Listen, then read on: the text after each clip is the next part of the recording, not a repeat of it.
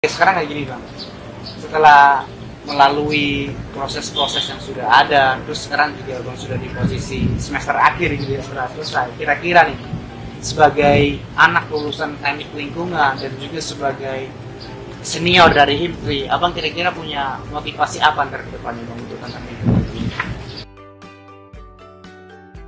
Ya, saya salah satu tujuan ya, salah satu cita-cita yang saya tujukan, yaitu adalah membuat bank sampah sih teman-teman. Oh, bank sampah, oke. Itu termasuk sebenarnya ya, salah satu membantu untuk mengedukasi masyarakat, dan salah satu juga untuk membantu mengurangi atau menanggulangi permasalahan sampah. Oke. Jadi dari bank sampah itu sendiri kita bisa menolong dan mensejahterakan masyarakat kan, dari menabung sampah itu, dan dari sampahnya juga kita bisa proses dulu sebelum masuk ke TPA. Itu cita-cita saya. Kebetulan itu juga itu salah satu proyek besar yang saya masukkan ke dalam tugas besar saya terakhir ya, jadi program entrepreneur, mata kuliah entrepreneurship. Oke, ya. Jadinya punya cita-cita yang mulia banget ya, ingin menciptakan bank sampah. Tapi kayak gini bang, kira-kira detail kegiatannya yang dilakukan itu apa sih bang? Nah, dari bank sampah itu sendiri ada beberapa aspek yang akan nanti kita bangun. Yang pertama, kita akan mengedukasikan ke masyarakat. Kita ada melakukan pengedukasian kepada SDM kita. Oke.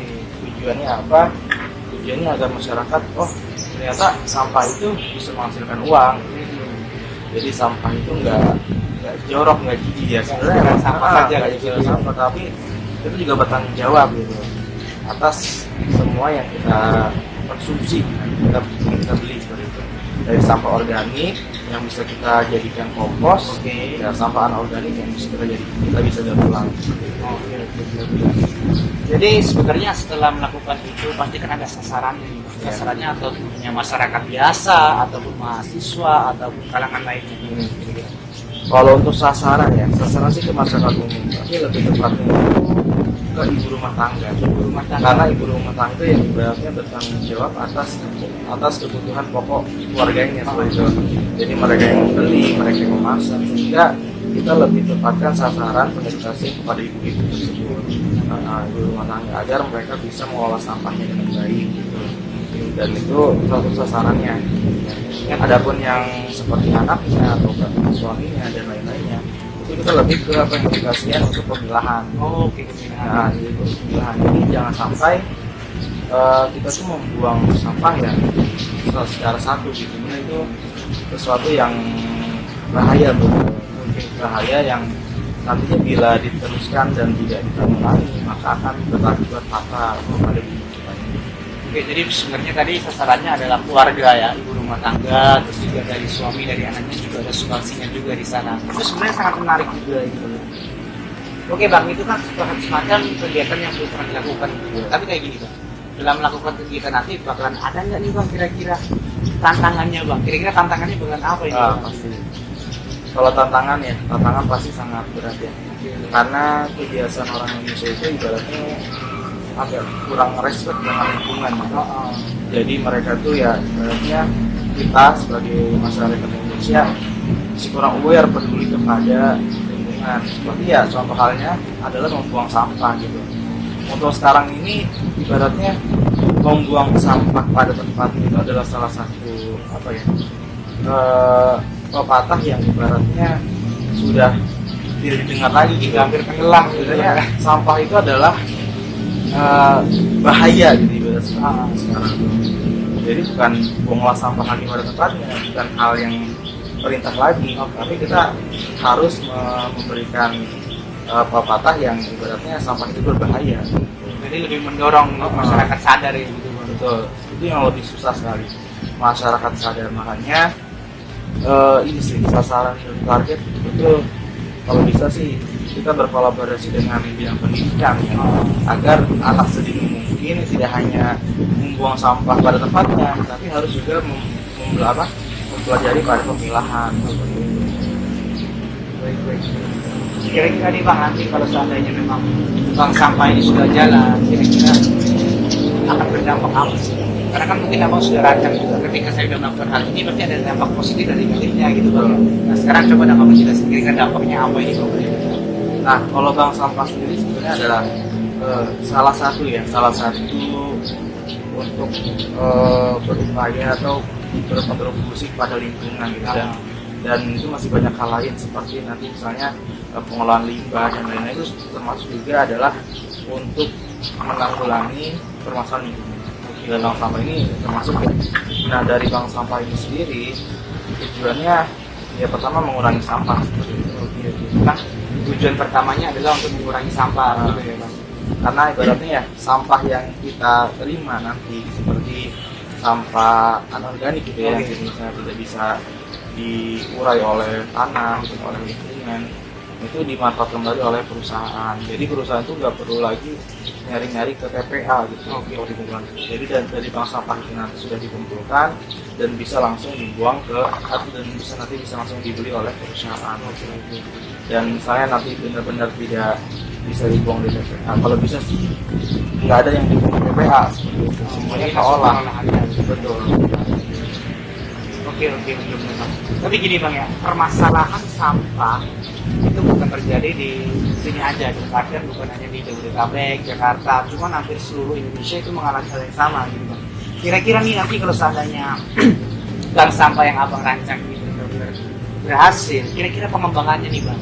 Kalau sekarang mungkin abang bikinnya di Cikarang ya, sekarang Bekasi, nanti bakalan gimana juga ya pengembangannya? Sebetulnya bank sampah sudah ada ya, sudah banyak di berbagai pelosok ini sudah ada. Cuman itu tadi masyarakat masih kurang peduli ya dan ibaratnya dari mungkin ya bisa dibuat atau sebuah organisasi bank sampah yang nantinya untuk terintegrasi gitu. Ketika nanti misalnya ada satu bank sampah yang berhasil, maka itu menjadi contoh gitu. Untuk bank sampah yang ibaratnya masih berkembang. Bagaimana bisa berhasil seperti bank sampah yang berhasil ini. Jadi sebenarnya ini sangat berhubungan juga dengan tadi kata abang, kenapa saya ikut organisasi itu ikut untuk menambah relasi, dan mungkin seandainya abang akan menjalankan ini dengan adanya organisasi tadi mungkin bakalan lebih mudah juga ya bang untuk mengembangkannya gitu kan. Oke nih bang, mungkin untuk harapan yang terakhir nih bang, setelah abang adakan bank sampah terus juga abang sudah membutuhkan untuk pengolahan sampahnya, kira-kira harapan abang untuk masyarakat kira-kira kayak gimana? Harapannya dari saya ya buat masyarakat Indonesia khususnya kita sadar bahwasanya usia bumi kita ini sudah tua. Dan kejadian bencana ini bukan hanya kejadian yang memang mungkin itu qadarnya Allah gitu. Cuman qadarnya Allah itu bisa dirubah oleh doa kita dan oleh perbuatan kita juga. Nah oleh sebab itu ya mari kita sadarilah bahwasanya lingkungan kita ini sudah betul-betul harus kita jaga, nanti kita perbaiki, jangan sampai kita malah merusaknya. Ketika kita merusaknya nanti anak cucu kita itu mau kemana? Gitu. Makanya jagalah bumi kita. Itu harapan-harapannya untuk masyarakat. Betul. Oke nih Bang.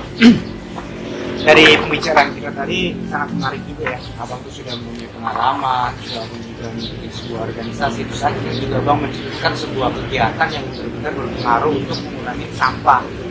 Tapi kayak gini Bang, sebenarnya dari perbincangan kita tadi, kira-kira nih saya pengen minta sesuatu dari Abang, punya kata-kata mutiara nggak nih buat seseorang yang ya buat kita lah hitungannya untuk memotivasi kita agar lebih semangat lagi dalam menjalani. Kata-kata dari saya ya sebagai manusia sekali, maka kita juga harus berupaya untuk bisa menjadi manusia yang bermanfaat. Jangan sampai kita hidup sekali ini menjadi musibah untuk bumi kita. Jadi jadilah manusia yang bermanfaat. Jadi kata-kata Bang Rosyid tadi adalah jadilah manusia yang bermanfaat. Itu juga bukan bermanfaat hanya manusia aja yang bukan untuk manusia saja, tapi juga untuk lingkungannya seperti itu Bang ya.